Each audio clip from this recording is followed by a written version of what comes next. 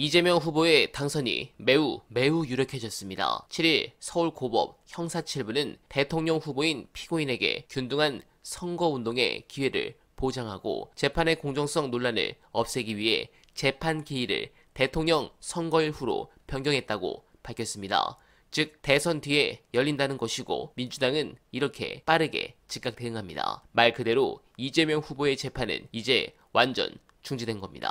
해당 부분이 결정된 것은 현재 법원 내부 분위기가 심각하기 때문으로 보여집니다. 현직 판사가 민주당 이재명 후보의 공직선거법 위반 사건을 유죄 취지로 파기환송한 대법원에 대해 정녕 그 피고인의 몇 년 전 발언이 평화로운 대한민국의 계엄령을 선포하여 온 국민을 공포에 떨게 한 전직 대통령의 행위보다 악랄한 것이냐고 주장했습니다. 부산지법 동부지원 노행남 판사는 7일 법원 내부 통신망인 코트넷에 이러고도 당신이 대법관입니까? 라는 제목의 글을 올려 지난 선거 과정에서 상대 후보였던 윤석열은 한터럭의 거짓도 없이 오로지 사실과 진실만을 말한 것이느냐며 이같이 말했습니다. 노 판사는 검찰이 공소권을 남용하여 자신의 입맛대로 특정인을 기소하면 법원은 거기에 따라야 하느냐면서 이 후보에 대한 검찰 기소가 공소권 남용이라고도 주장했습니다. 그러면서 노 판사는 이번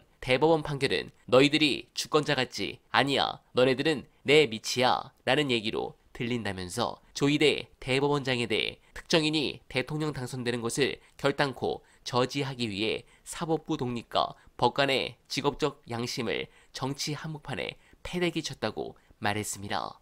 네, 대법원은 이재명 후보가 대통령이 되더라도 이를 순순히 인정할 생각이 없어 보입니다. 이번 대법 판결로 미뤄 대법원은 이미 진행 중인 재판은 대통령의 불소추 특권에 포함되지 않는다고 유권 해석을 내릴 가능성이 큽니다. 선거법 위반 재판 말고도 이재명 후보가 받고 있는 4개의 재판이 그대로 진행될 거라는 얘기입니다. 대법원이 차기 대통령에게 자신들이 생사여탈권을 쥐고 있다는 신호를 보내려는 의도로밖에 볼 수 없습니다. 그런데 이런 사법 쿠데타에 대해서 저는 왜 이렇게 이재명 후보만 공격하는가? 해당 부분 끝까지 들어봐 주시고 여러분들의 솔직한 생각 댓글로 부탁드립니다.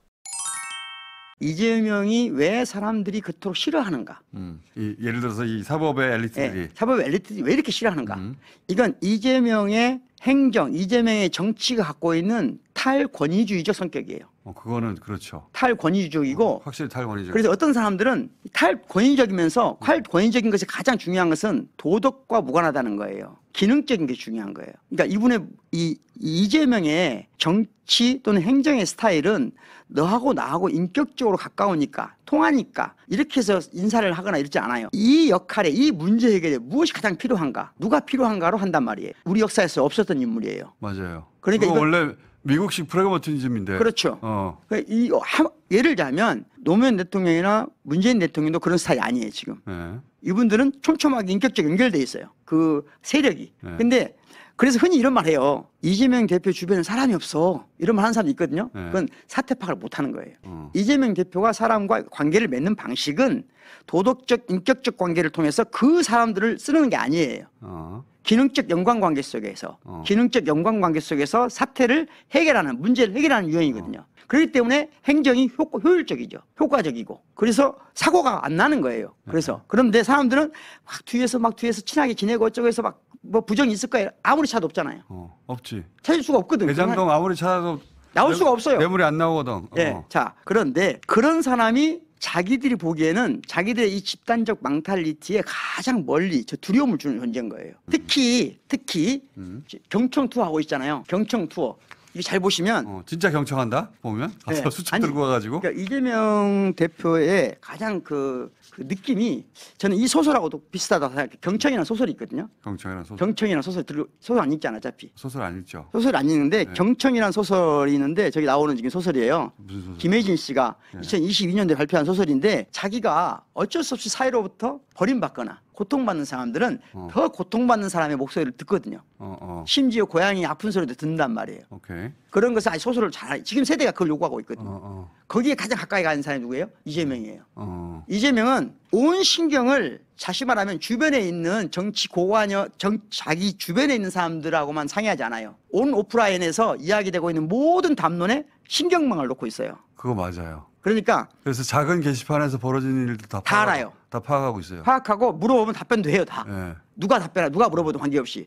그러니까 우리 역사에서 단 한 번도 나타나지 않는, 다시 말하면 권위주의 시대가 끝나고 새로운 시대가 오고 있는데 그 시대의 정치 지도자인 거예요. 그러니까 여론을 수렴하는 방식이 다르다 이거예요. 알겠는데 네. 그게 지금 대법관들을 혹은 이 사법 엘리트들을 불편하게 만든다는 거예요? 왜? 연결고리가 없어요, 이 사람들. 아, 자기들하고 네트워크 안에 있지 안 돼요. 않다? 불가능해요. 다시 말하면 이제까지 자기들이 문제를 해결했던 방식으로부터 가장 멀리 있는 사람이라는 이유가 김현장 정도 된다면 다 연결돼야 되거든요. 그렇지. 쉽게 말하면 통제, 언더 더 컨트롤이 돼야 되거든요. 근데 그게서 벗어나 있는 정치인이에요. 그런데 그 사람이 대통령이 되려고 그래요. 아, 그래서 두렵다? 그렇죠. 자기들 네트워크망 안에 있지 않은데 그렇죠.